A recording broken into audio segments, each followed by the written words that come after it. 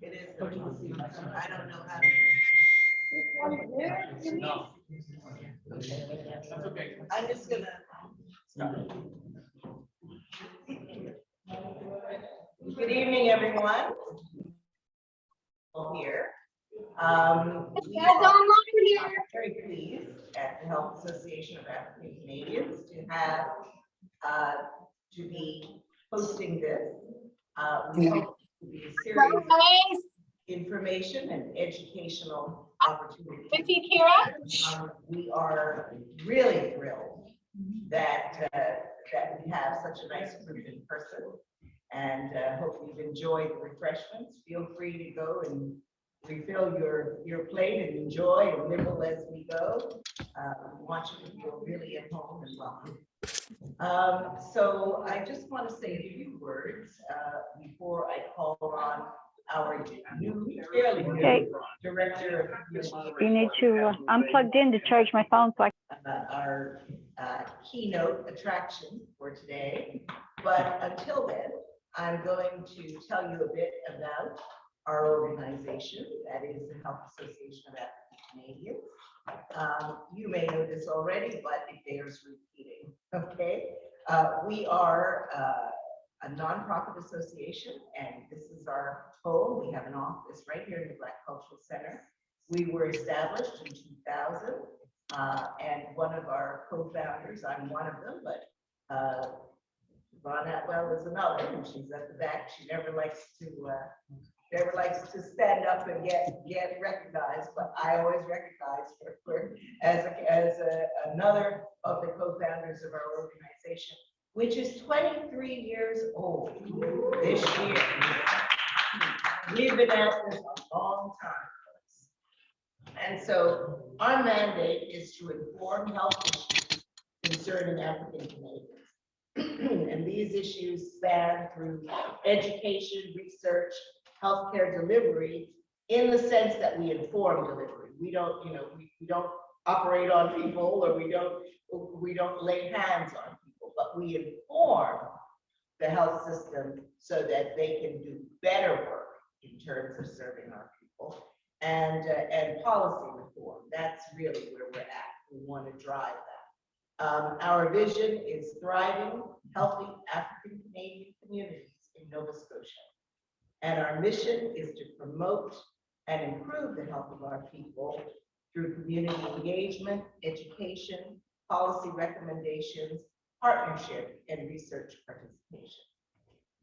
We have a very robust mandate, and I will not list all of those things, but for the purposes of tonight, I want to tell you that among the items in our mandate are to increase awareness about health issues that affect our people, increase representation of our people across all levels of the Nova Scotia health system, to increase community education and advocacy, and that's a big one for tonight, and to promote and disseminate research findings among wide audiences, and to develop strategic partnerships to build capacity, and to identify and apply all the lessons that we learn in by informing systemic cultural competence. And what we mean by cultural competence is that we want to improve the awareness, knowledge, skills, and policies that affect our people and make the health system respond better to us. And we are going to be very important players in the health system and leaders in the health system. And so tonight we're going to be hosting a major leader in the health system, and I'm going to leave it up to the new Director of Community Engagement, Shelley Fashion, to introduce him. Thank you.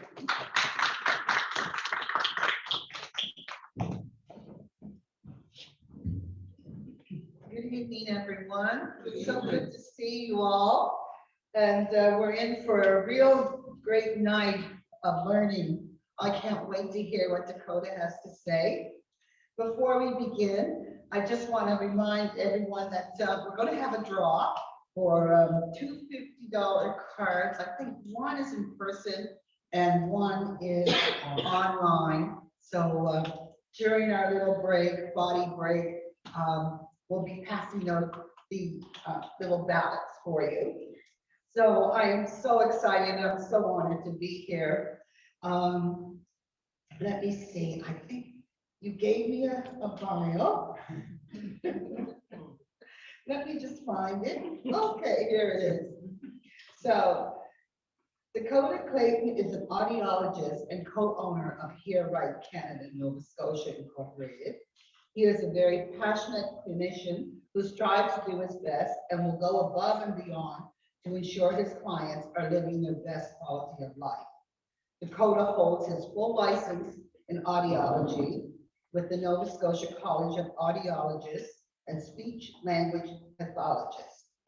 Born and raised in Halifax, Dekota is very proud to be practicing at home where he can give back to his community in his free time.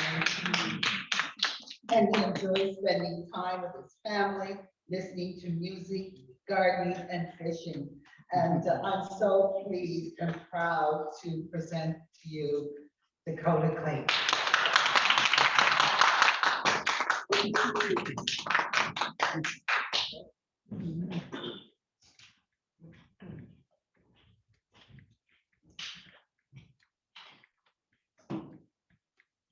All right, how's my voice here? Can everybody hear me?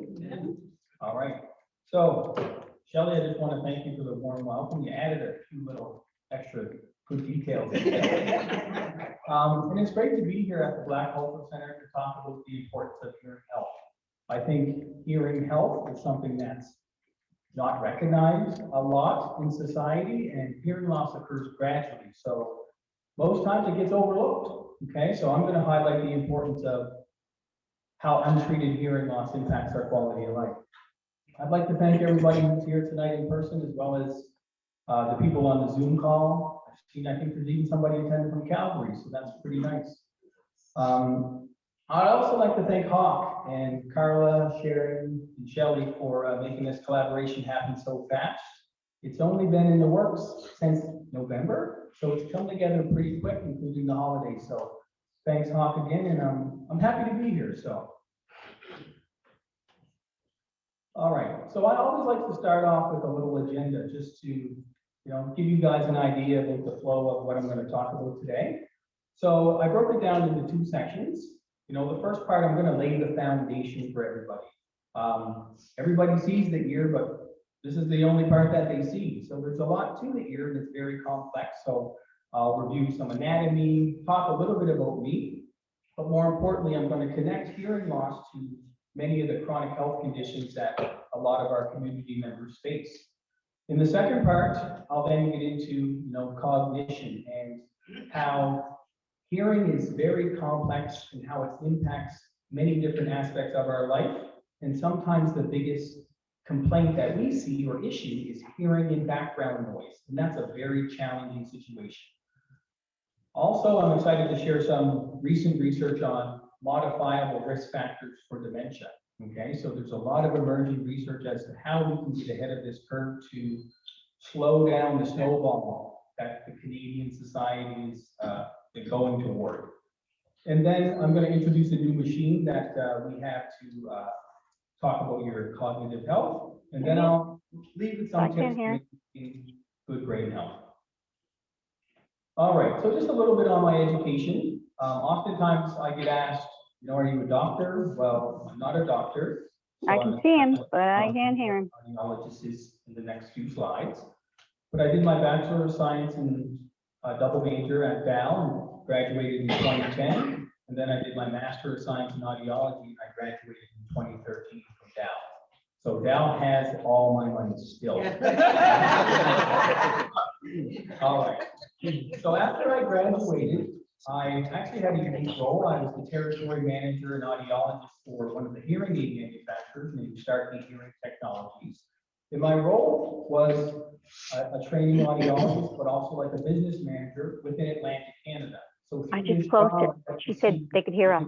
Businesses, hospitals, different practices, And that's really helpful now that I have my own practice. Did you hear whereby her? I can use what I've seen and refine those skills to hopefully, improve this, continue to improve the success of my business. We only got a college here in Nova Scotia 3 years ago, so that's when we became registered as an audiologist. And 2 years ago, 2 years, January 4th, I became the co-owner at Here Right Canada. The two locations.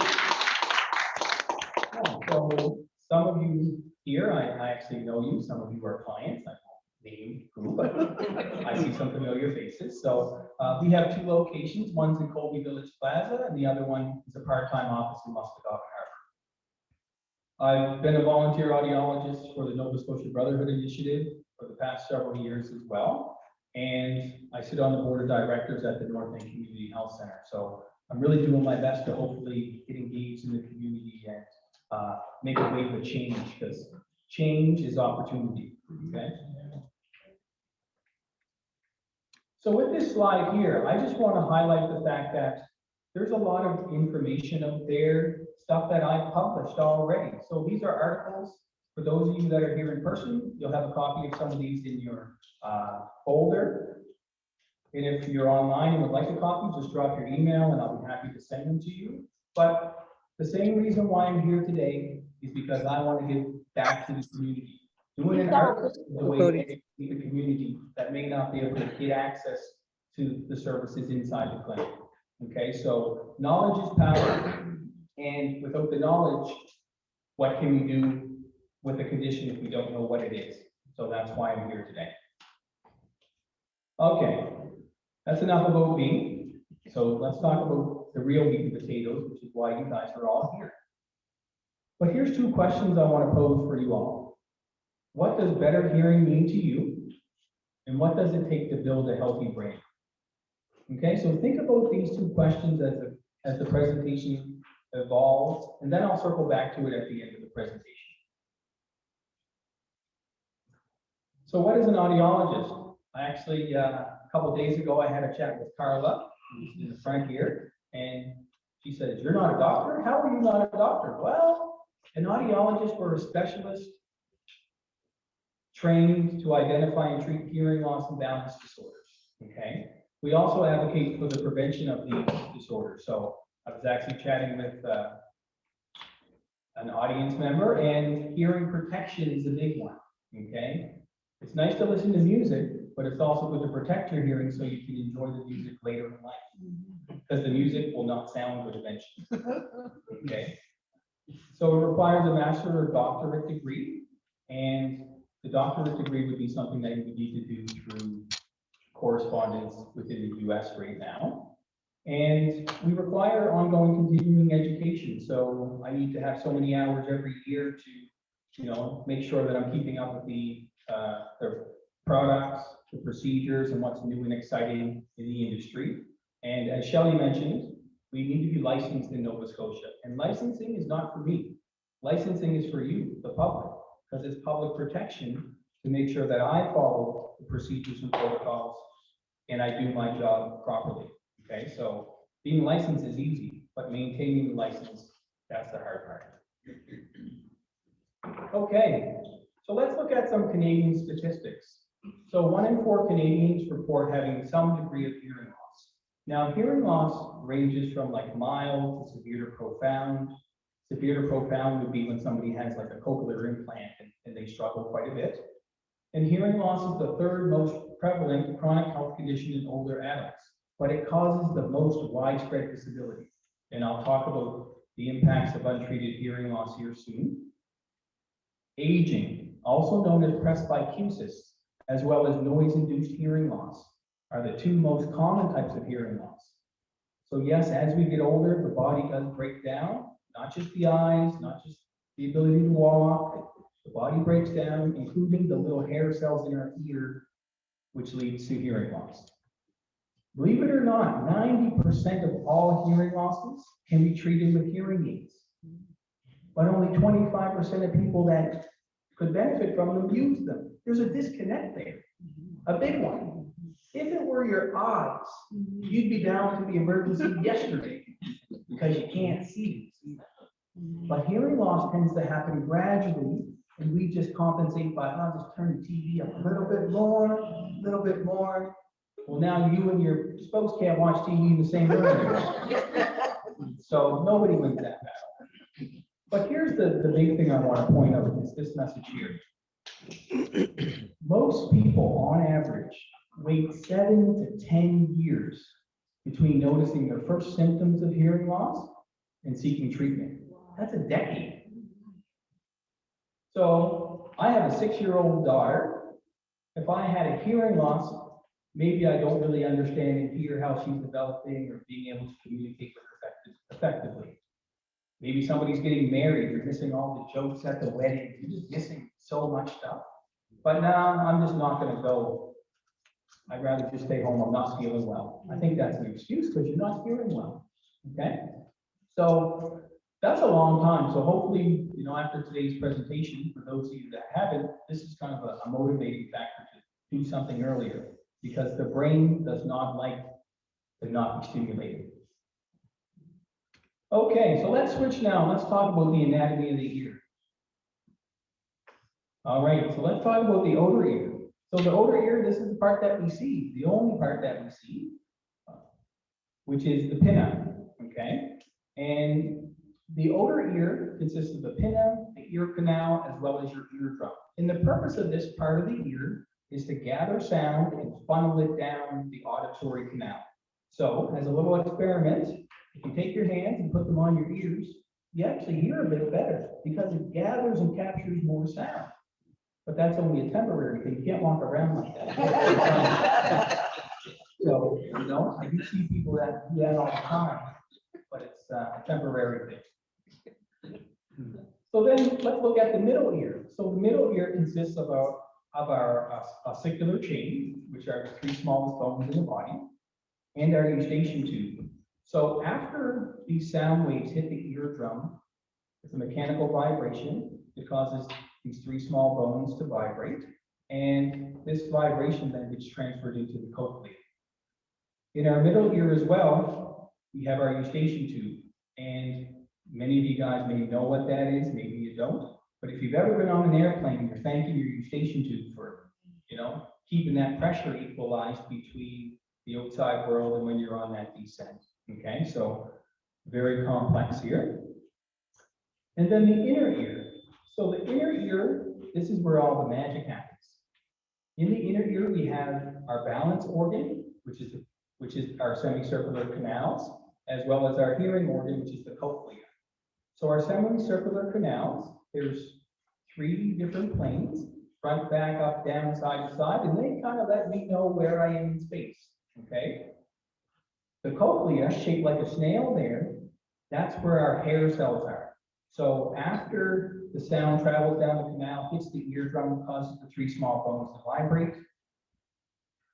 The magic happens inside the cochlea where there's fluid as well as hair cells.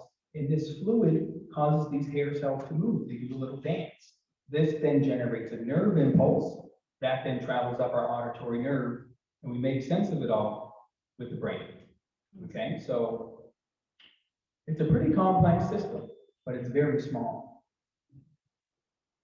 Okay, so I think there's going to be probably some jokes in this part. This is where I tend to get some laughs with community presentations because you probably all think of somebody that can relate to these. So you're laughing already.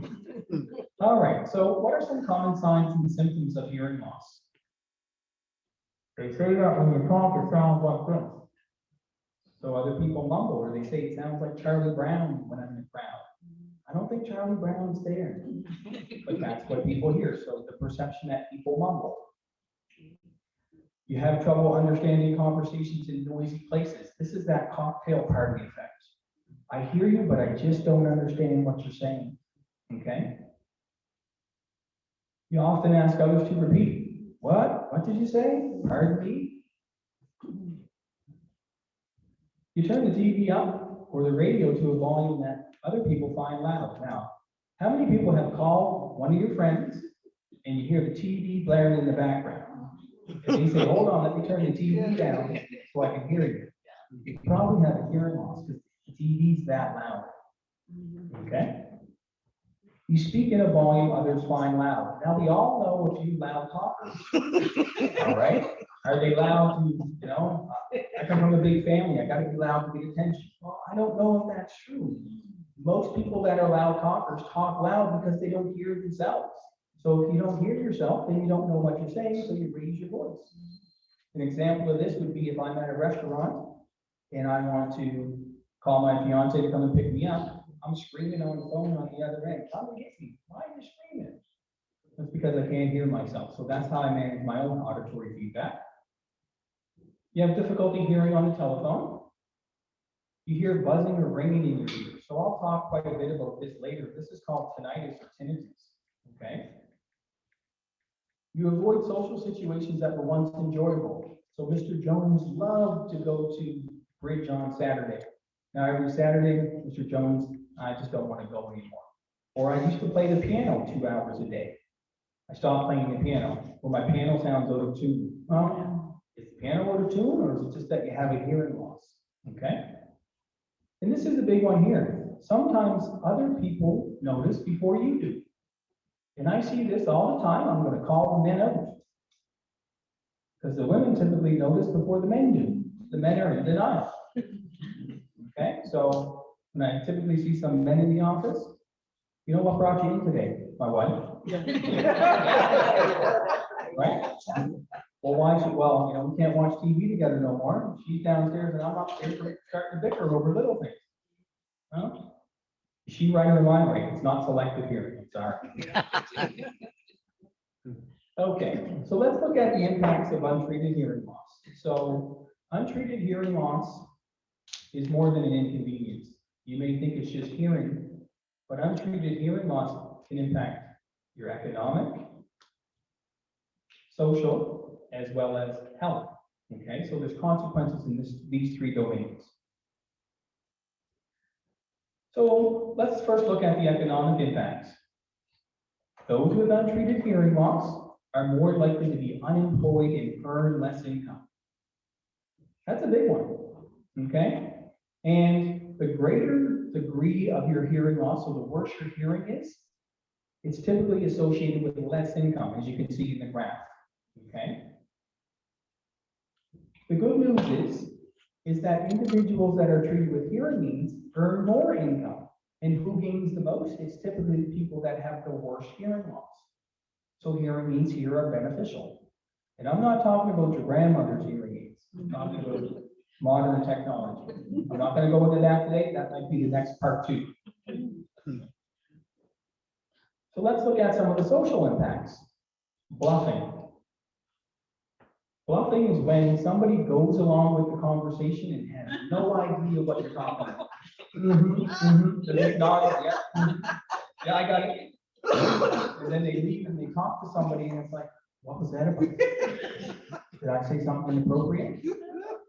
Or they hear the wrong word. Now they're talking about tonight's fine day today when somebody said, do you want to go dine today? Different context there. It can lead to embarrassment, frustration, and irritability. It can cause damage to your personal relationships, okay? Loneliness and social isolation, I'll get into those two, but untreated hearing loss is like a domino effect. Again, when we look here, the percentage of hearing aid users who reported that getting a hearing aid improved their quality of life. 60% improved their relationship, self-esteem, their overall quality of life, and they feel like they have some independence back. Now let's switch to some of the health impacts of untreated hearing loss. Increased anxiety. Now, I know several people that have hearing loss that's untreated, and their anxiety levels are through the roof. Are they anxious because they startle very quickly? They just don't hear where sounds are coming from. Others are anxious because they fear other people are talking about them. They just can't hear it. They're missing out on the conversation. Is that about me? I'm too afraid to ask, or I'm too embarrassed. Increased fatigue, like the brain drains. When we have an untreated hearing loss, it uses up a lot of cognitive reserve.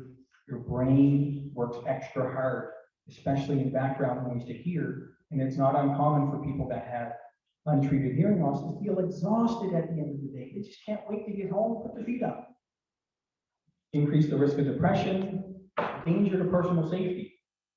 How many people do you guys see driving around with their blinkers on in the car? Do you think they got the blinker on the highway because they're going to turn off and go into the ditch? Like, because they can't hear the blinker. They might not be able to hear the fire alarm or the cheat pot go off. Okay? And it can impact your mental health as well. Okay, so I'll talk a little bit about that in the next section.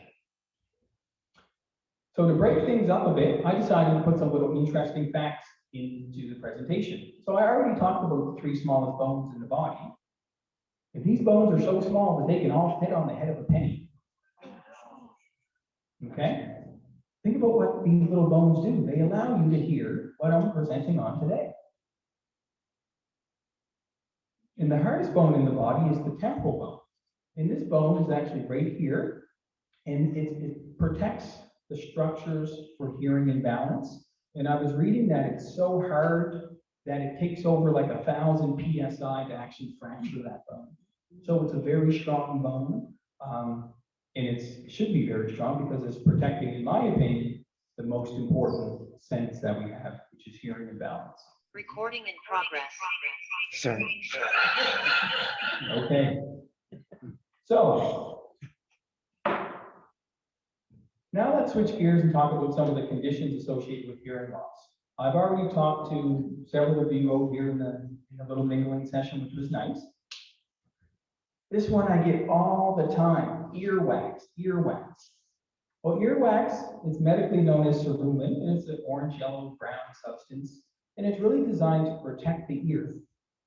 Now, show of hands, nobody can see it. How many of you guys use Q-tips? Oh, you got their heads down. No. So, the joke in audiology is to never put anything in your ear bigger than your elbow. Okay? If you think you're cleaning your ears with Q-tips, you're wrong. All you're doing is pushing the wax back, back, back, and then eventually you're going to be unplugged. So, believe it or not, the ear is self-cleaning. So earwax normally works its way out on its own. You guys ever feel like, oh, there's something in my ear? That's kind of the skin in the ear, the earwax moving its way out. But aging often causes this earwax to become drier and we lose the elasticity in our skin. So we had a canal that was once nice and tight full of skin. It's now starting to come in on each other, potentially, like collapse a little bit, and the earwax is drier and harder. So that's why a lot of seniors have issues with earwax. So if you think you have issues with earwax, visit an audiologist. There's different ways to treat it, and we would determine the best approach before you just start putting oil in your ear like everybody does. Sometimes that makes it worse. So don't just put oil in. You should seek professional advice first.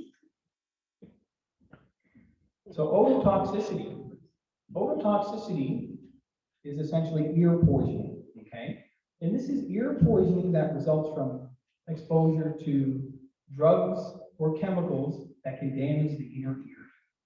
And there's many different medications out there. There's actually over 200 known ototoxic medications that can cause hearing loss and or balance problems. Remember, the inner ear contains both hearing and balance. And for some people, the effects of ototoxicity are temporary, but for others, it's permanent.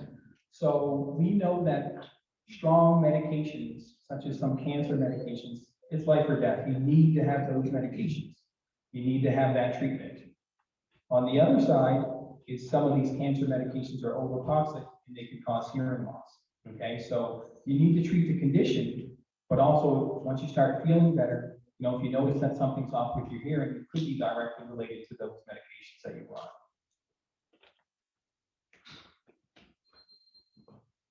Falls and balance. So falls are very scary, and I know some of you here in the crowd, and you know, personally, a fall has changed my mom's life. My mom fell about 10 years ago, and she's never been the same, ever. So falls, you know, they're the leading cause of death from injury among people that are 65 plus, and 1 in 3 seniors 65 plus fall each year. So falls are happening all the time.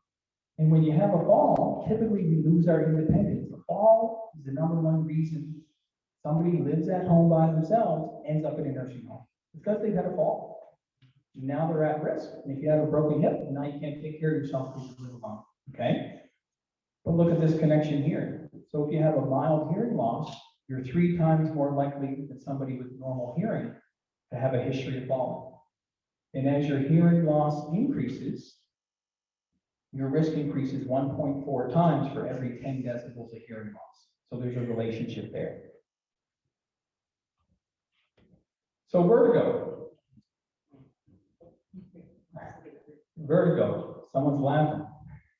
So vertigo is the sensation that you're spinning or everything around you is spinning, okay? It can cause a feeling of nausea or feeling like you're off balance.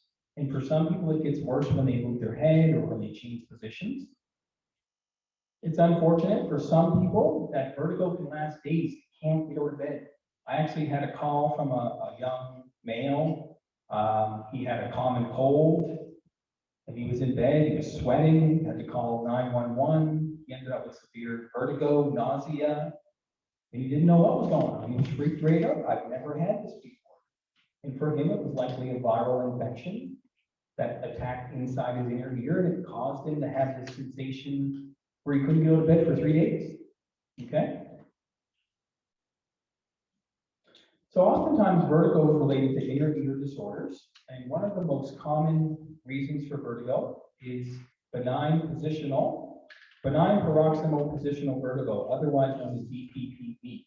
So you can see in the image, there's these little tiny crystals called otoconia, and this is a positional type vertigo, whereby certain head movements induce this spinning sensation.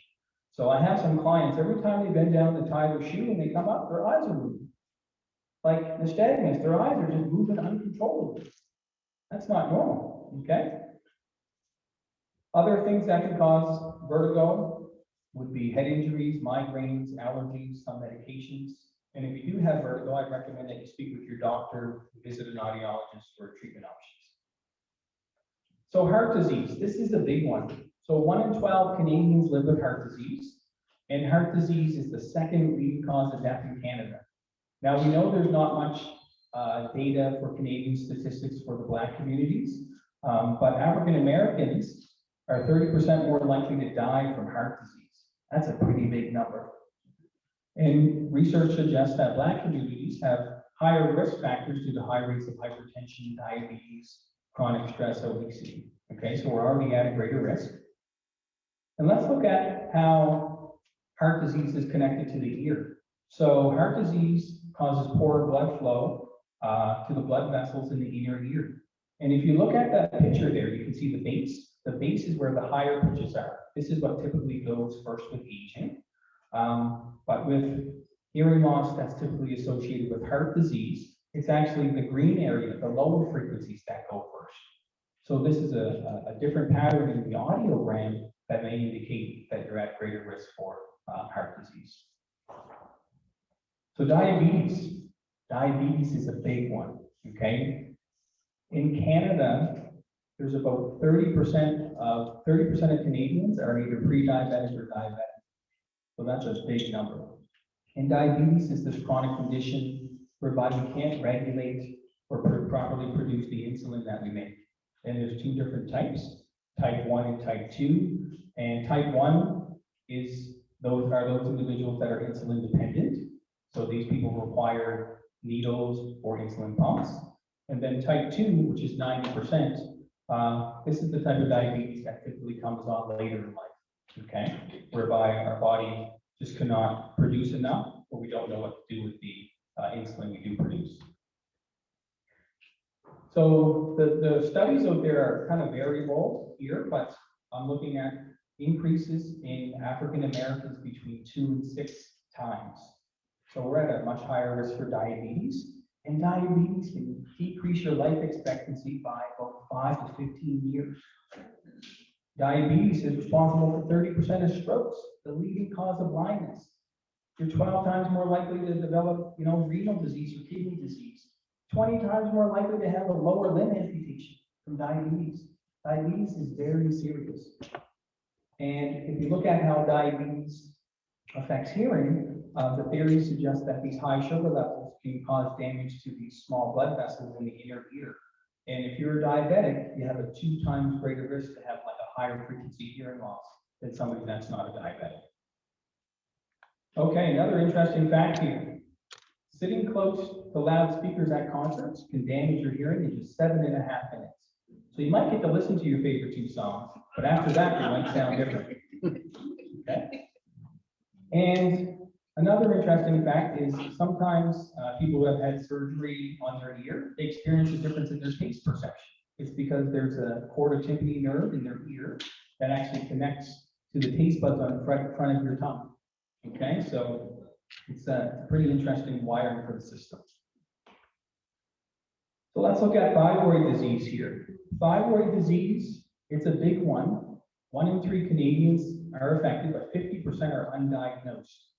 And there's 2 different types of thyroid disease: hyperthyroidism, where you produce too much, and some of the symptoms are listed here. And the one that I'll focus the most attention on is hypothyroidism, or underactive. And you can see here in this diagram, there's so many signs and symptoms for hypothyroidism. Both can cause hearing loss, but hypothyroidism has a stronger relationship with hearing loss. And in fact, I saw a lady yesterday, hypothyroidism for 20 years, and she has a flat 50 decibel hearing loss. So it's like she's walking around with 2 sets of foam earplugs in each ear. Okay, so thyroid disease is pretty serious. And there's some known racial disparities in the literature whereby by the time African Americans get to seek treatment, their thyroid disease is further progressed, their cancers further progressed, and they have more complications and may actually even die earlier in comparison to Caucasians. Okay, so thyroid disease is a big one. All right, we were talking a little bit earlier about tinnitus or tinnitus, and the interesting thing with tinnitus is that it's very prevalent across all age groups. Unlike hearing loss increases with age. Tinnitus is very common in the young ones as well as the older ones, okay? And this is a phantom auditory perception that indicates something's wrong in your auditory system. It's not a disease, and it's described as a ringing, buzzing, hissing, static, many different sounds. And most commonly, it's caused by noise exposure, hearing loss, head injuries like whiplash, chronic diseases, and medications. I get asked a lot, is there a cure for tinnitus? Well, there's no medical or surgical cures for tinnitus, but audiologists can offer several different treatments to help manage and reduce this negative reaction. Tinnitus itself is not the problem. It's the strong emotional reaction we have to it that in turn makes it worse, because stress is something that affects your perception of tinnitus. And the treatment will depend on the individual, and it's not uncommon to use many different treatment approaches for that specific individual with the tinnitus. So I wanted to just do a little case study here. This is a real case study from a client that I saw, 59-year-old male, 10 years untreated hearing loss. There's that number, 10 years. 15 years with a constant high-pitched tinnitus. When I first saw this client, arms crossed, you can't help me, I don't know, I'm ready to travel to Israel or wherever to get surgery on my tongue. He was desperate, desperate. I administered a THI on him, a tinnitus handicap inventory, and he scored in the severe range. His tinnitus is always heard, bothering all areas of his life. He just can't function anymore. So how did we treat him? We actually treated his hearing loss with hearing aids with a tinnitus program built in. He uses an app on his phone to control these different programs. I administered the THI 2 more times, one in January. It was already half of where it was in November. And then in April, now it's down again, another half. And he said to me, you know, thanks for listening to my concerns and developing a customized plan. He no longer even hears it. When I first saw him, he couldn't escape it. Now he no longer hears it. More importantly, he can hear his partner. So his issue was untreated hearing loss. But his symptom was the tinnitus. All right, so now we're going to take a little 5-minute break, and then we'll come back for part 2. So on that note, we're going to get you guys some little ballots, and hold your questions till the end, and I'll be happy to answer them. So we'll come back in 5 minutes.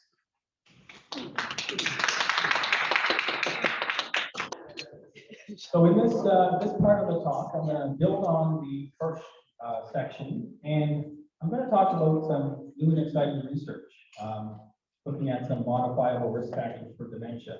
So in one way or another, most of us, if not all of us in this room, have been affected either personally or we know somebody that has suffered from dementia. And let me tell you, it's really hard watching people decline, okay? So I'm excited to share some ways that hopefully we can reduce our risks. But before getting into the details of this section, I just wanted to review some terminology and keep it pretty basic. Cognition is very complex, but I want you to think of cognition as just our general thinking ability, okay? And then there's also our cognitive reserve. And our cognitive reserve is related to the number of neurons and number of synapses that we have. So think about how intermingled the brain is, redundancy of connections. We know that less cognitive reserve leads to earlier development of dementia, but people with more cognitive reserve, they're more resilient. They can tolerate brain pathology without impacting their cognition or functional life. Okay, so I'm going to talk a little bit about how we can keep the cognitive reserve strong. All right, so they say that aging is bananas, right? So how do you guys like your banana bread? I like it with the dark brown banana, right? Yeah, exactly. So this is something that I struggle with a bit every day because I often hear clients say, it sucks getting old. You just wait till you're my age. Well, you know what I say? It's a blessing to age because not everybody does age. So every time you go around the sun, you should be thankful for that. Okay? You know, my uncle has told me many times, we're not here for a good time. We're not here for a long time, it's a good time, right? So normal aging. Aging is an inevitable process. We're all going to go through it, okay? And we may experience slower recall or forget certain parts of the conversation, but for the most part, we should be able to follow instructions and written information. And we can continue to learn forever. We just need to stay engaged and want to learn, okay? So although we can learn, it may just take us a little bit longer to learn how to speak French, okay?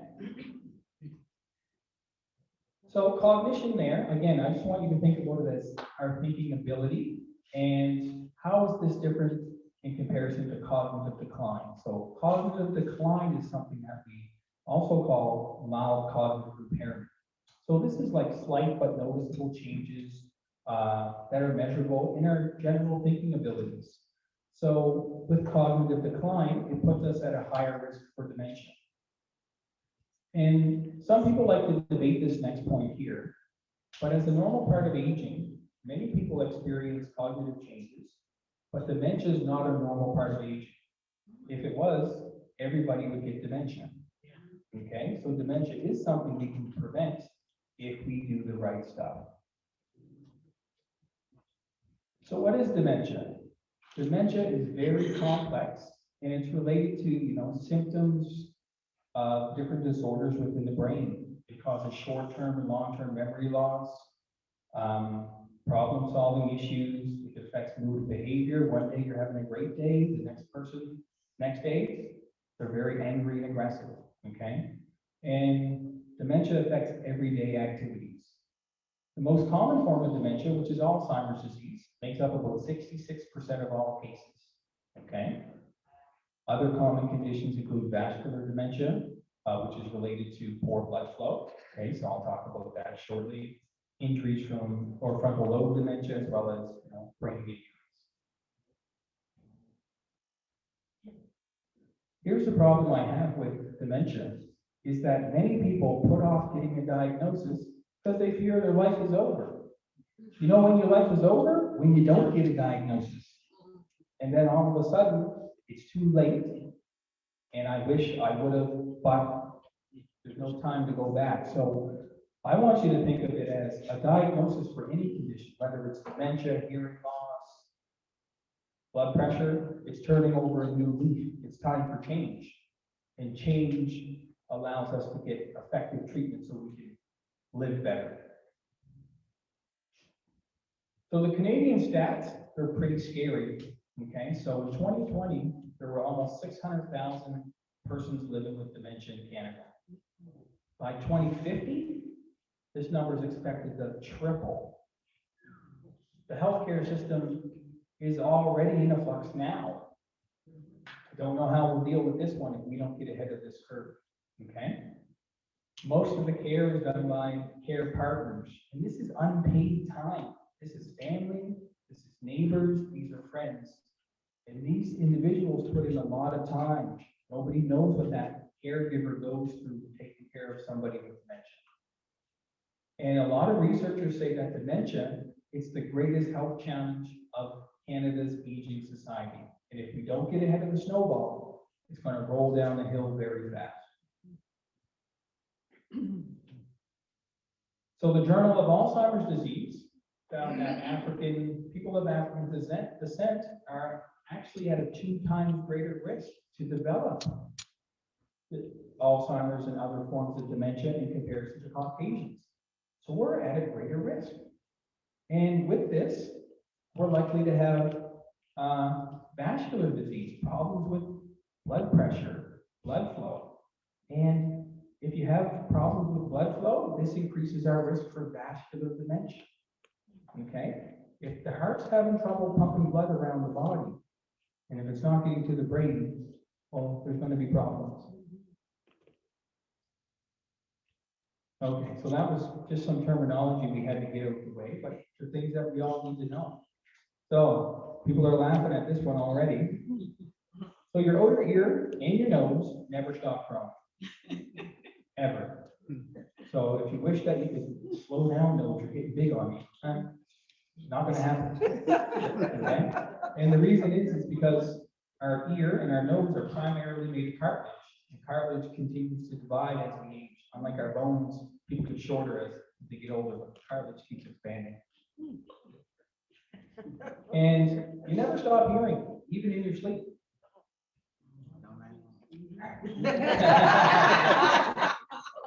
But thankfully, you know, our brain's an amazing machine, and it can ignore the sounds. But you always wake up with that crying baby. Well, at least I hope you do. Right? So this link that I'm going to talk about today between hearing loss and dementia, it's not something that's new. This started actually, so in 2011, I was in my first year of audiology. This is when one of the first studies came out by Frank Lynn. So he was one of the pioneers in this area. And his study in 2011 concluded that hearing loss was independently associated with all-cause dementia. And it kind of shook the industry, like, what do you mean hearing loss is tied to dementia? More research was needed. This was just an early study. If we fast forward to 2017, that's when the first Lancet article came out, and they identified 10 modifiable risk factors, and that 35% of dementias could be reduced. And then fast forward to 2020, the Lancet 2020 found that 40% of all dementias are modifiable. 40%. The other 60%, we can't do nothing about it. Can't change the outcome due to aging, our sex at birth, or genetics, and age is a very strong risk factor. But let's think about this. 12 modifiable risk factors that we can either delay or reduce or eliminate altogether to reduce our risk of dementia in our life cycle. So if we treat this risk factor, we can delay the condition or disease. So here's how they broke the risk factors down, okay? You see the ones on top that can't be changed, and then they broke it down by early life, midlife, and later life. What I'm going to do is take a different spin on it and break it down in terms of percentages. If you eliminate the factor, this is how much of a reduction you would have in your risk, okay? So alcohol, 1% midlife. Okay, so we know alcohol can affect many areas of the brain, and the Lancet said that, you know, less than 21 drinks a week.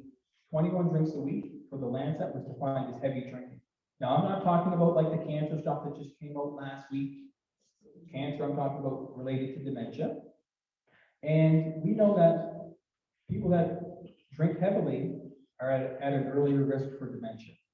And what we see is right side hippocampus degeneration, and the hippocampus is the memory center. And I'm going to use myself as an example. I was a student once. After you finish some exams, you want to go out for a night on the town. But if you have one too many, what happens the next morning? You wake up, you don't know how you got home, you call your friends, you say, what happened last night? That's scary. That's alcohol. Okay? So it does affect our memory. Obesity. I'm not going to spend too much time here, but it's 1% midlife. Obesity is a simple calculation anybody can do. It's determined by our body mass index. It's our weight in kilograms divided by our height in meters squared. And I just want to highlight here that obesity does impact our brain volume. It does impact our cognitive health. And if you are obese, if you just lose 5 pounds, it can actually improve your cognitive function. Okay, so it can significantly improve your memory and attention. Here's our diabetes. It comes up again. So diabetes, 1% later life. The risk of dementia with type 2 diabetes increases with duration and severity. So the longer you've had it and the more severe it is, the greater your risk here at this 1% level. But there's more research needed to determine if diabetic medication can reduce your risk of dementia. Okay, so I think the next version of the Lancet, I hope that we see some of the progression as to if people are being treated, does that continue to reduce the risk? Air pollution. Now, you can't expose humans to a bunch of pollution, carbon monoxide, things like that, it's just unethical. But animal models show that there's accelerated changes to the heart as well as the brain.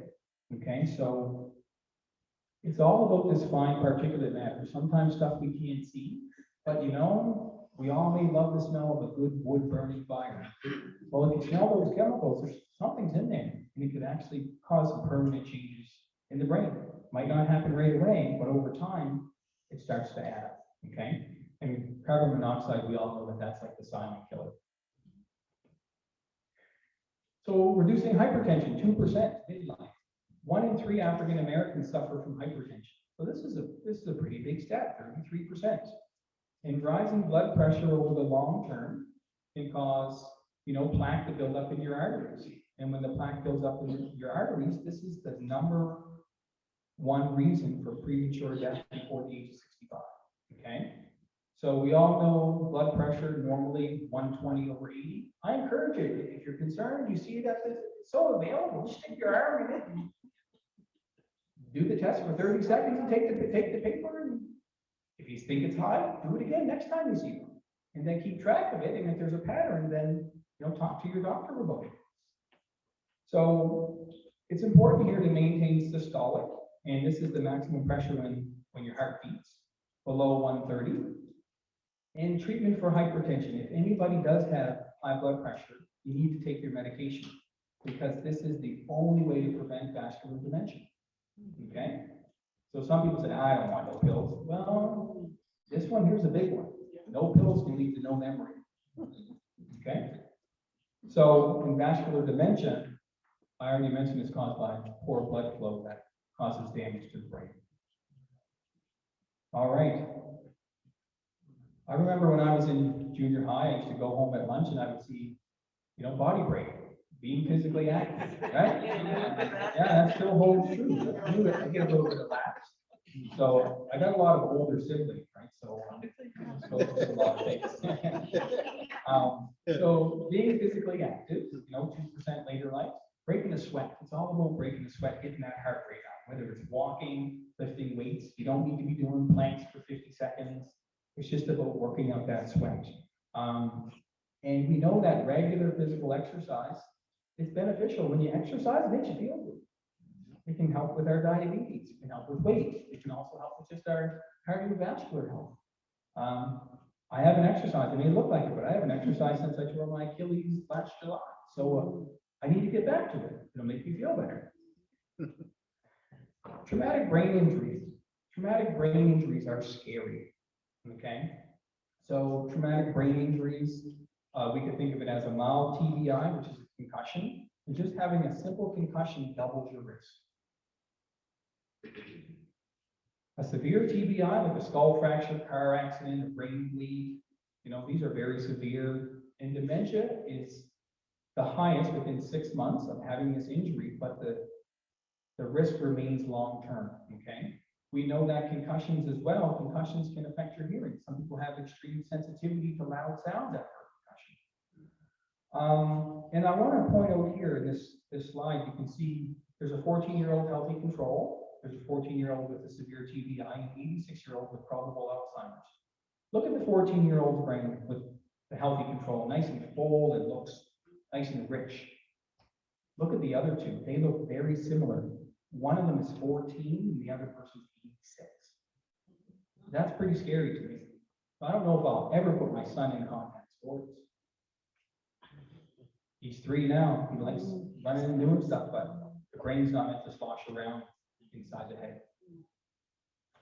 Social engagement. So it's good to see you all here. You're engaging. This is protective. So this is good. Okay. So social engagement is a protective factor, and it enhances that cognitive reserve. So frequent social contact at the age of 60 reduces your risk for 15 years. So the size of your social network is one of the predictors of your lifespan. So staying engaged and doing stuff is very important. And this is across different cultures and sexes. However, if you have hearing loss, what do you have risk for? Social isolation. Now you're not doing this stuff. Here we go. We're going to start down the snowball. Okay. So depression, 4% later life. There's some evidence that suggests depression precedes dementia, but depression is very complex, and there's still a lot of research that needs to be done here. We do know that hearing loss can lead to depression. So I'm not going to spend too much time on here because there's still a lot of unknowns, and I think future research will start to drill down to some of these specifics on depression. Smoking, we've heard this forever. If you smoke, quit. Smoking puts you at a 5% greater risk midlife, and even if you stop at an older age, it reduces the risk. So I know there's some people, I stopped smoking 15 years ago. Best thing I've ever done. My food tastes better, and I don't smell my clothes. I used to smell like that, they say, right? But you don't know if you're doing it. So there's very little literature right now about secondhand smoke. So, and I've been exposed to quite a bit of that, but I don't know what the effects will have. So we'll have to see. So education here, more education, more cognitive reserves, more dense connections. We all know that if you expose a young child to 4 different languages, they pick up all those languages very, very quick. Okay, so this is when their brain is very plastic. It can be molded in many different ways. But it's not saying that lifelong learning is not beneficial. So it's never too old to pick up a book or do Sudoku or Wordle. The more you stimulate the brain, the less risk of dementia you'll have. So early education is important up until the teens. And now the biggest one, this is why we're here. So hearing loss, 8% midlife. So a midlife hearing loss between the age of 45 and 65 is the #1 modifiable risk factor to reduce your risk of dementia. Okay. So you can see in the chart there, as our hearing loss increases, our risk of dementia increases almost exponentially. Okay. And what they're able to measure is a physical reduction in brain volume in your temporal lobe. This is your auditory center. Your entorhinal cortex, this is where our spatial awareness is and perception of time. And then the hippocampus, again, the hippocampus is memories. So if we look at this domino effect here, straining to hear impacts the cognitive reserve. Cognitive reserve, we don't enjoy it, we don't want to go out anymore, it's much of a burden, I'm too tired, leads to social isolation, can lead to loneliness, depression, less cognitive stimulation. So the dominoes start to fall here just because somebody's not hearing well. So looking at all of those risk factors here, the risk of dementia from hearing loss is greater than all of those combined. So it's more important to treat your hearing loss than it is to reduce diabetes midlife. Okay, so that probably comes as a surprise to many, but this is new research. And hearing aids are found to be protective. So people with hearing loss people with treated hearing loss have the same risk as somebody with normal hearing. So if you can eliminate the factor, which is, booking a hearing test and getting your hearing treated, just like if you have issues with your eyes, you go get glasses to reduce your headaches and your strain on your eyes. Treating your hearing loss reduces your risk to the same as somebody with normal hearing. And hearing aids improve listening effort. They make it easier for you to hear. And therefore they preserve this cognitive reserve. So it doesn't tax the brain as much. You're not as tired. So just easier to hear. You have more energy, more pep in your step. So audiologists like myself, we can help. All right. So some of you, I already know who you are. You're doing the right things. There's some of you that I think should be booked for a test, but you're just testing the water yet. So how can we help? Early intervention is key, and early intervention is key regardless of the chronic health condition. If you don't use it, you lose it. And if you don't know what you have, how are you going to treat it? Okay? I'm going to recommend that everybody 50 plus have a baseline hearing assessment. I get asked all the time, what was my hearing like yesterday? You notice that there's hearing loss now. I have no idea what it was like yesterday or last week because we don't have anything documented. If it's not documented, I can't tell you where it was. Okay? No referrals needed to book a hearing assessment. You just got to pick up the phone and call. You don't even need your doctor to send you. And they're complimentary. So there's no reason why you shouldn't do it. If you don't do it, you have a lot more to lose because we just talked about what the risks are for untreated hearing loss. Okay? And I'm excited to share this here. And I know Carla's been waiting for this probably for the whole presentation. This next couple slides. Just because she's very scientific. Our clinic, we're the only one in Nova Scotia to now incorporate a baseline cognitive screening into our hearing assessment. Okay, so for the people that have been at the clinic already, just got it. So you haven't missed out. Next time you come in, you're more than welcome to do it, all right? So I'd like to introduce you now to Cognitive Thrive. So there's a little video.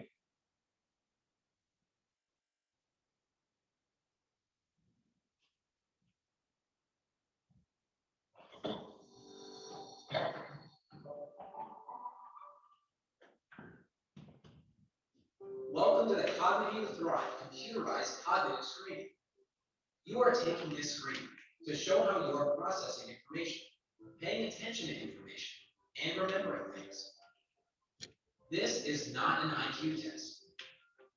This is a 5-minute self-administered computerized screening where you will complete 6 different exercises. Each exercise will assess a different component of how your brain is working. The cognitive wheel that you see in front of you is your only interaction with the cognitive system. It spins around in both directions. At times, the wheel may spin faster or slower.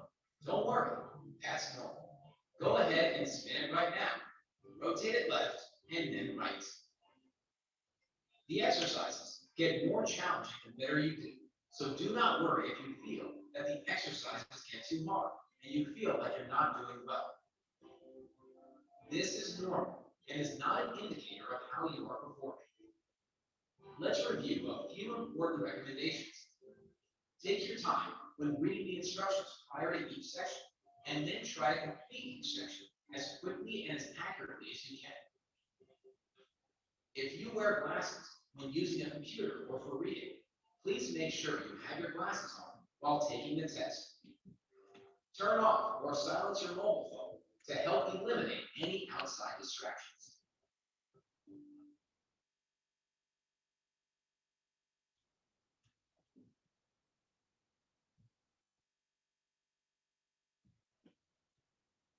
That's not good. This first exercise will capture your current fine motor ability. Use the cogwheel wheel to spin the green wedge to keep it on the moving white dots. So you can see it's almost like a video game. At times, the wedge will spin faster or slower. Don't worry, that is normal. Try your best to keep the moving white dots inside the green wedge. Good job.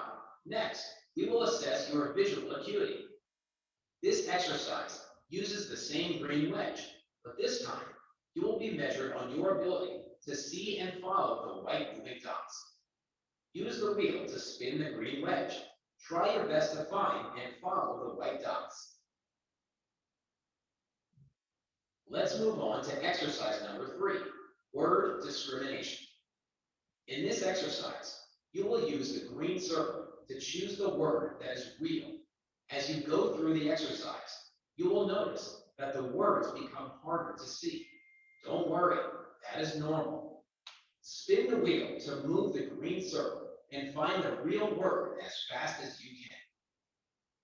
You will be given a practice round before the exercise begins. Up next is the shape discrimination exercise. In this exercise, you will see a group of shapes. One of these shapes will be different than the others. Spin the wheel to move the green circle to choose the shape that is different. Just like the last exercise, these shapes will become harder to see. Use the green circle to choose the different shape as fast as you can. You will be given a practice round before the exercise begins. Now it's time for exercise number 5, word memory. In this exercise, a word will appear in the middle of the screen. Sometimes there will be multiple words that appear back to back.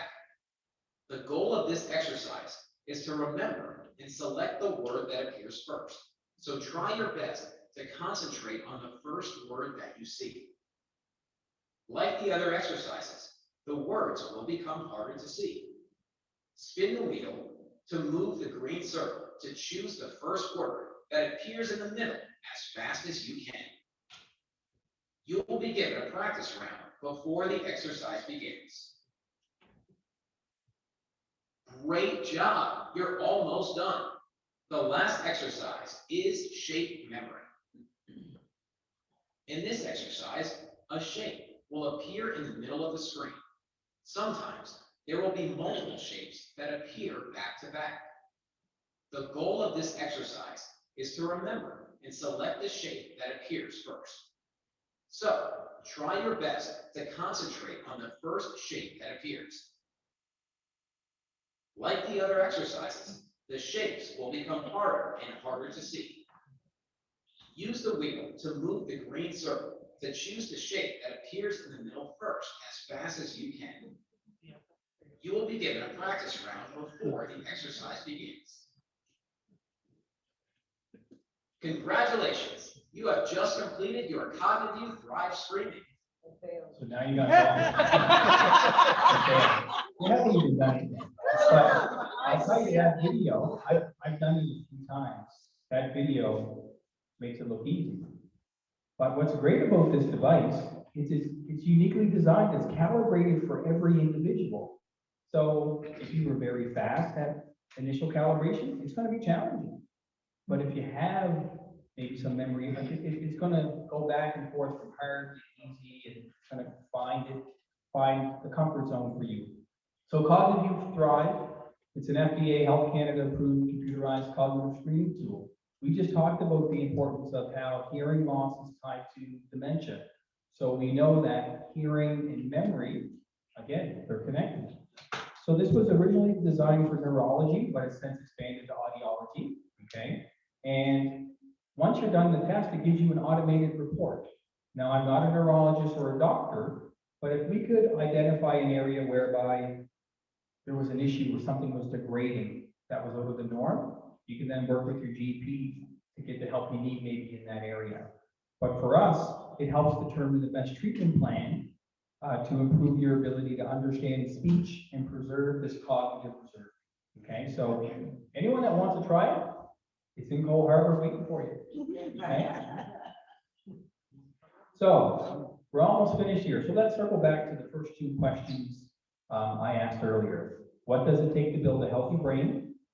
And what does better hearing mean to you? So there's many different answers for this. So for me, I just jotted down a few of them. You know, family, staying connected. That's a big one. I have 7 siblings, 26 nieces and nephews, big family. Staying connected, having a good time, enjoying the social gatherings we have. Making memories. You know, you want to be able to hear, and I remember when he said this or he said that, and laugh about it, right? Music. DJ Coco Pop, so I used to DJ, and I listen to music every single day. Music and Me, Nate Dogg, that's my favorite song. That really appeals to me. Laughter, okay? We've had some laughter tonight. It all hasn't been sad. There's been some jokes. Independence, right? Remaining independent is key. Happiness, engagement. This is a big one, staying engaged. When you have a hearing loss, you become disengaged and you just don't participate anymore. Enjoyment, conversations, okay? We're social creatures. We enjoy talking. That's the last few years have been very hard with the pandemic, not being able to interact. And, you know, most importantly is quality of life. Good hearing health allows you to have a better quality of life. So, last few slides here now. I wanted to just share some tips to maintain a healthy brain, which is the second part of my question. So stay mentally fit, exercise your mind. It can help your brain perform at its best. Again, social connections. Being socially active is brain friendly, okay?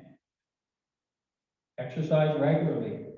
I can tell you now, I have several clients. I have one client, 93 years old, just went for a full knee replacement. I asked her, what's the secret sauce? You know what she said? Walking 30 minutes every day. That's what it is. 93. I asked her if she's going to book world records, because she might be. 93, full knee replacement. And doing fine. I've seen her after. Eat healthy. So eating right, you know, food is fuel for the body and the brain. Okay, so we need to have a balanced diet. It all starts with a good night's sleep. Okay? Oh, I know. I got a couple of young kids. I don't sleep the best either. But get a good night's sleep. That's where it all starts. We got to maintain our vision. Okay? There's some emerging research here. A relationship between cognitive decline and visual impairment. Again, if you don't use it, you're losing it. And medication management. I talked about ototoxicity, but you got to manage your medication. Nobody knows your body really better than yourself. And the last one here, which is why I'm here, is hearing health. So we need to maintain good hearing health to ensure that our cognitive health is good as well. So I started with this. Remember, most people wait 7 to 10 years from noticing your first symptoms to seeking treatment. It's no fault of anybody's, because you're in control of your hearing health. Okay? And I just want to leave you with this here. Don't just add years to your life, add life to your years. So think about it differently. Okay? So I'm done now.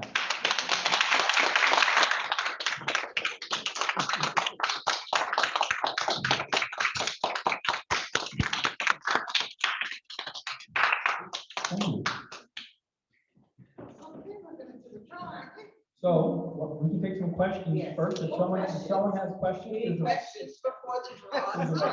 there's a microphone right there. I'd ask that you come up and ask it so that other people can hear you as well. If you have any questions, don't be shy now.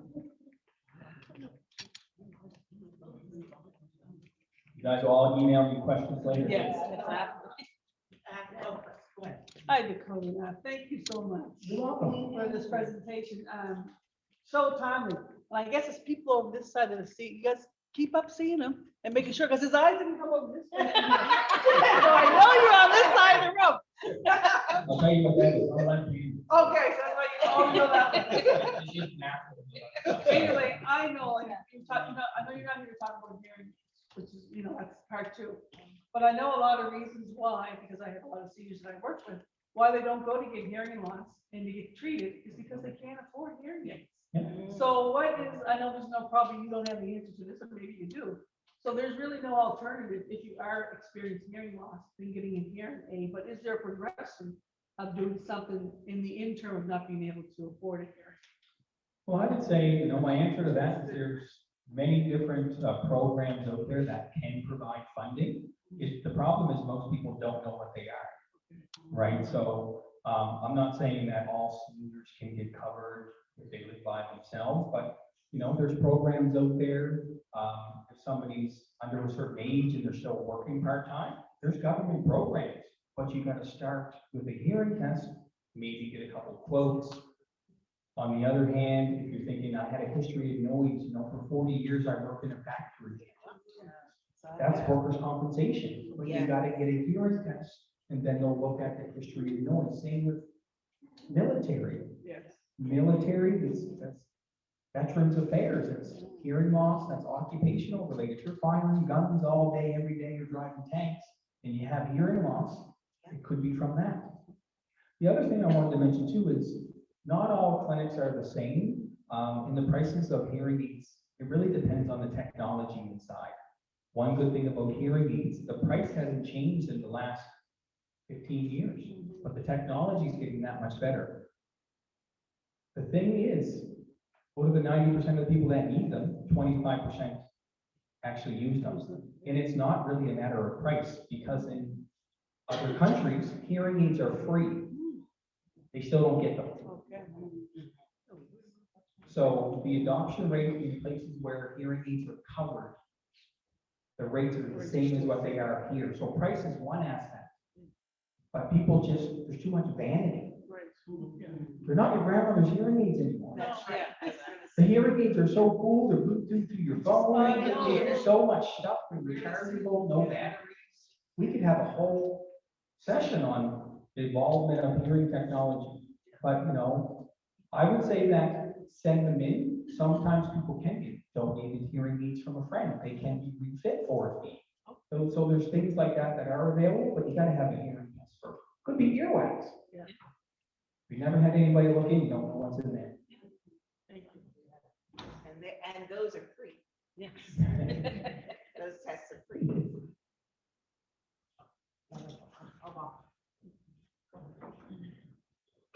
I was gonna ask you about that, the technologies, because when my mother had the hearing aids, I couldn't even get the batteries in there. So you're saying that you can get them that are rechargeable now?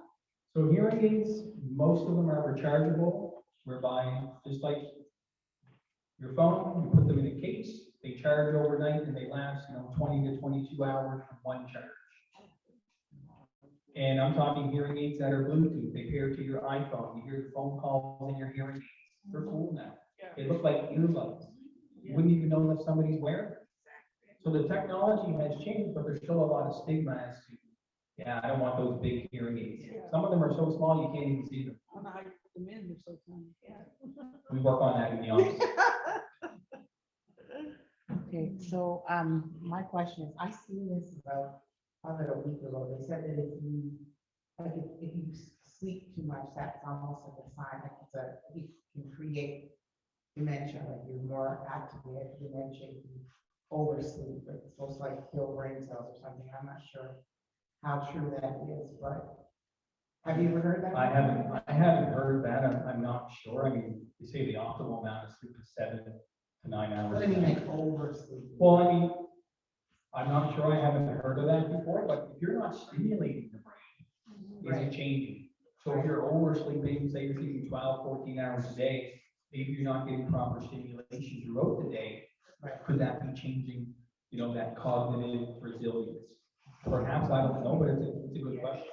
Can we just, it may be that oversleep is the sign of depression as well. Yeah, that's true as well. Right.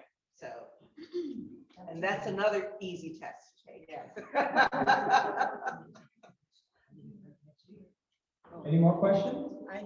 Well, go up to the mic there, Trey. I think I'm pretty loud. No, but others may not hear you. Yeah, that's right. You want people in here. what has been, or who has been the biggest inspiration for your life growing up? That's a question I never get asked before. Well, I can give that to, there's a few community members that mean the most to me. One of them is no longer here, and that's Wade Smith. Oh, So, yes. so Wade Smith was a big role model for me. The countless talks and endless nights and chats with him. High school, yeah, it looked like it was easy, but I was punching my time. I was talking to Wade a lot. The other person in the community is Ozzie Jones. Me and Augie are still very close. He was my first basketball coach. I never played basketball until I was 12 years old. But I took to Augie, and I was the only one that would stay awake on the drives from Horton after playing 13, 14 games down there. I was just scared to sleep in the car. He's like, yourself, what's wrong with you? How come you're not tired? If I don't know where I am, I can't sleep. He said, you're different. So those two there, and then my coworker, I'll give credit to Dr. Peter Russell as well. He's the one that got me my first job. He's my business partner here in Nova Scotia.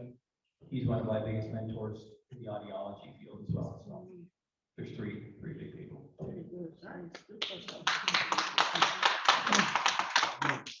I'll call you later. You mentioned when you're talking about wood stoves, people with wood stoves and that, those that could be the cause of people, like the carbon monoxide or something produced from the wood? The wood burning, yeah. Yes, the wood burning. Now, we have a wood stove in our house, and for a while there was a lot of smoke going on, and I was just lucky that we had a carbon monoxide detector upstairs, and which went off, like my husband, has the hearing problem, so he couldn't hear that, but I did hear it go off, and we had to call the fire department a couple of times for it to come. But they didn't determine if it was the wood stove or the furnace, so we wasn't 100% sure, but we got them both clean. So to me, I just felt for a while like that kind of drowsiness. You want to go to the doctor and everything, just from all that smoke that was going through, but he seemed to have gotten the problem corrected. But the thing I wanted to wonder about, wood stove, would you say that it could be a cause, you know, of a person getting dementia? Or? I'd say it all comes down to ventilation, really. I mean, wood burning's been around for a long time. A lot of people still heat their houses with wood.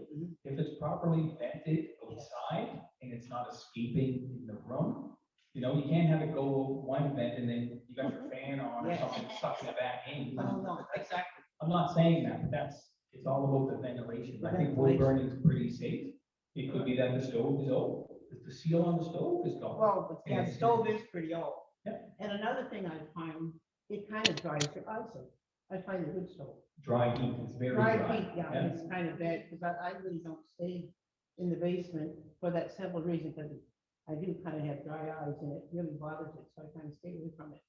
Yeah, well, the air pollution is one of those modifiable risk factors at 2%. But as I mentioned before, we can't take a bunch of humans, sit them in a room, open the wood stove, turn it on, and see what happens. You just can't do that. So No. it's all based on animal models. I would say it comes down to the ventilation, the model of the stove, the age of it, and you know, if you're starting to get some of that leaking in, Yes, it's time to get someone in to maybe upgrade the stove. exactly. Okay, thank you. Okay, that's it for questions? Can I ask one more? I don't know. Somebody else wants to ask. The machine you talked about, and maybe it's the coffee you brought, is that a portable machine or something that's in your office? You have to go It to? is portable. I So- can bring it over here tomorrow. Okay, so no, but what I'm saying is, you know, a lot of times in our community is that we don't go to, and that's part of the problem we have as Black people too. Is we don't go to the doctors, we don't go to the dentist, we don't check on things because we are either don't want to be in those atmospheres because we're afraid what we're going to hear, or it's just been just, you know, colonialism, all kinds of stuff that has caused us not to go to get treated. So as the breast cancer comes around and HAAC has been so instrumental in getting needles for, maybe we could have an audiology workshop or a center here where people can drop in, get tested, and use your services. And I'm sure that we could find honorariums, we could find money to make that happen. But a lot of times when you bring stuff into the community, we get better results than trying to get the community to go to you, although we need to start getting our people going to doctors and nurses, but if we don't have, and it's that intergenerational thing, it's starting to get grandchildren, to Yep. take their grandparents out, and I know many of our communities are trying to work on that, but in the interim, it's just such a major issue that we need to do something now, and I'm thinking that we had a couple of clinics throughout the province, some big problems, but throughout HRM to start, and see how the uptake is on that. If it's good results, then we can work on getting support, get more machines, get more activity going in the community. Yeah, the biggest thing is staffing, right? Staffing, yes. So, I mean, I'm only one person, Yeah, especially through like the brotherhood, I do a lot of community stuff, but I'm only one audiologist. Yeah. You know, I understand the cultural competency and stuff because, you know, I grew up not having much and I understand the challenges in the healthcare system being, you know, being Black myself, but we've actually had preliminary talks maybe about, could we do like a screening day here? But if I screened you here and identified an issue, you'd have to go to Cold Harbor to get the full diagnostic test. right. Okay, That's the next. it's, you know, so I'm not too far. You go to the superstore and do some shopping right there, right? So, so we could look at possibly arranging some transportation or something like that, because Yeah. having accessibility is the key. That's right. And I'm not that far, a lot of the equipment is portable, but if I'm going to invest in the equipment, which is not cheap to do No. hearing tests, it's gotta be viable as well. That's the other side, but we could talk about that offline, and we've already talked about screening days, because I heard there's a room downstairs or something waiting for me maybe. We'll find Anyway, space. we can talk about it. Absolutely. Thank you. Okay, Fantastic. all right, so we gotta do the drawing for everybody. So who wants to come up and do it? Sharon? You should. I like the fun part. Here's a bag, you want to put them in a bag and make it. Sure. Yeah, There's there's a Yeah, bag bag. even more. I can just go for the transparent, the bag. Oh. Shuffle Shuffle them up a little. Shuffle. Now, if I win, you know, I didn't have nothing to do with it. I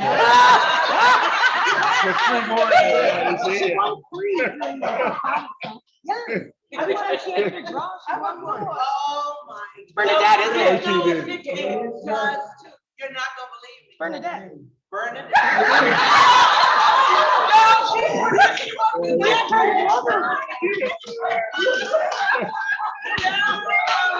I am so honored to accept this.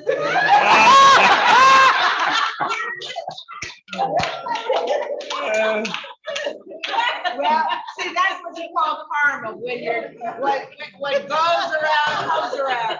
She's good, she gets the draw.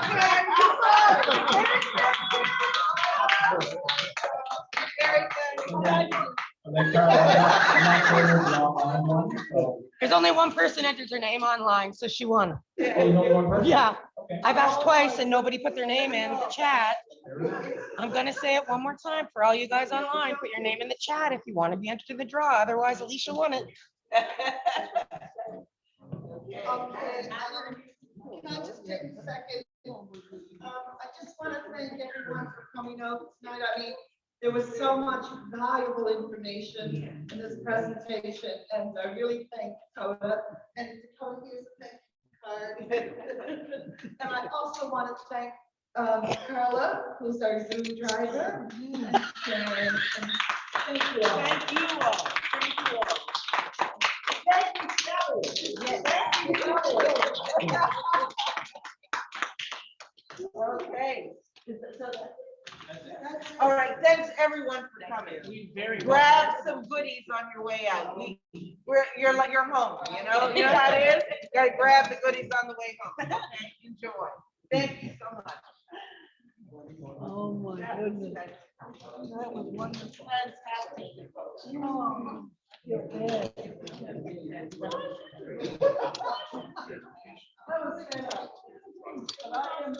I am a hospital. Listen, them things love you, bitch. I mean, love you. Like literally, they went to about 5 different states, and she won 3 different. They love her. They, and I told all my kids, they're like, a generator. Wonder Wheel, and she's still one for me. Every time she does it, I was like, that's when you guys don't even bother. But I don't play the lotto, so I can't. Not again.